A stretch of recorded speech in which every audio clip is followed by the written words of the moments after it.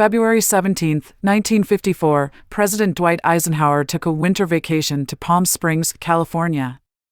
It was a brilliant time of year to go to Palm Springs. However, President Eisenhower just returned from a quail shooting vacation in Georgia the week before. Saturday night, February 20th, President Eisenhower went missing, which fueled press speculation that he had taken ill or even died. Eisenhower was staying at the Smoke Tree Ranch compound owned by his business friend Paul Helms. The records do not show how his disappearance became known by the press, but they figured it out.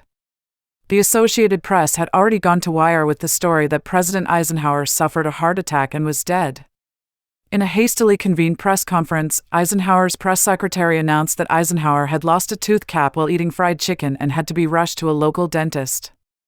Plausible. Many believe the dentist ruse was a cover-up for a more interesting reason, a meeting with extraterrestrials.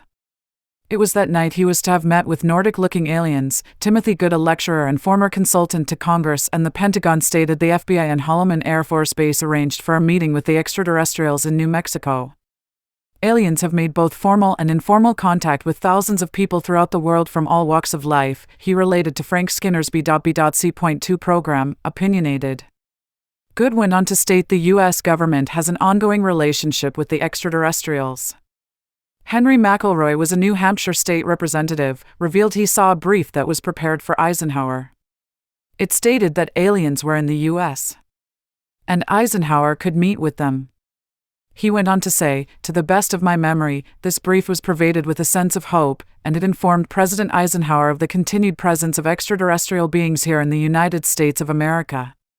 There are other stories of Eisenhower and UFO contacts. One famous one happened on a NATO exercise called Operation Mainbrace.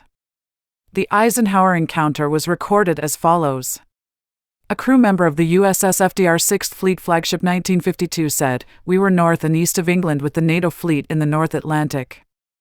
About 1:30 a.m. through the stormy rain and lightning, this big blue-white light appeared right off starboard bow. It came down to 100 feet of the water and just hung there as we cruised by it. This UFO was easy to see when the lightning flashed. It then rose straight and left. 4 of us saw it." Here's the kicker. General Eisenhower, who'd flown over by chopper with the Admiral, had just come out on the signal bridge wearing PJs and robe, looking for coffee. We were sitting and making small talk when the bright light came on. We all watched it 10 minutes, then just stood there staring at each other. After a while, General Eisenhower said, "He better go check this out," and left. He also told us to forget about it for now. Next day and ever after, nothing was ever said about it. I don't know what it was or why it was hushed, but I saw it. Another story about President Eisenhower's contact experiences came from Gordon Duff, senior editor of the Veterans Today. In 2012, Duff related that about 40% of the staff at VT were intelligence officers, including 4 former heads of different intelligence agencies. Duff revealed he was put on the Majestic 12 reading list and ran across UFO documents. In 1982, I was put on the readers group for Majestic 12. I received an original copy, slightly redacted. Done off a typewriter.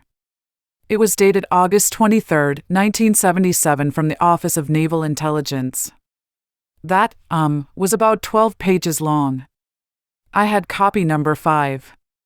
Done on just plain paper from the, that manual Remington typewriter?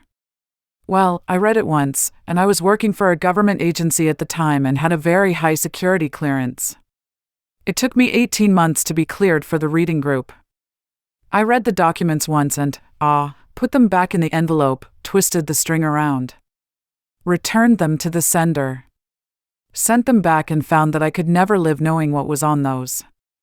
And then, years later, lo and behold, almost everything that was in those documents was later on the plot of the television show X-Files. I have been told that Chris Carter was put on the reading group of Majestic 12. Duff claimed that part of this Majestic 12 document involved information stating that in 1953 President Eisenhower had made a deal with hostile group of aliens. The document covered the period from 1947 to 1977 when they were produced. They indicated that over this period we had 2 distinct treaties. There have been more since, I have been told. One in 1947, initially with President Truman. One in 1953, with President Eisenhower. The 1953 treaty with President Eisenhower was an agreement, a coercive agreement against the USA on behalf of a hostile alien power that wished to be able to kidnap a number of citizens from the United States, which means of course that they had agreements with other nations as well. The numbers were unusually high. The number mentioned later is 230,000. These were not people that were going to be detained, and probed, and returned. These were people that were going to be detained and butchered. They were very clear about that. Duff's account of aliens butchering people received no support in the UFO community. However, there was a letter written by Wilbert Smith, head of Canadian Flying Saucer Investigation, stating, "For your information, every nation of this planet has been officially informed of the existence of the spacecraft and their occupants, and as nations they must accept responsibility for any lack of action or for any official position which they may take from elsewhere informed." Wilbert Smith was really forthcoming with his information on UFOs and alien contact, unlike the US government. I have documents from his era in the late 50s, early 60s. So, what happened to President Dwight Eisenhower that cold February 20th? After writing this blog about the 34th president's experiences, I have more questions about Wilbert Smith of Canada, about the capturing of US citizens, and so I will do some research. More will always be revealed.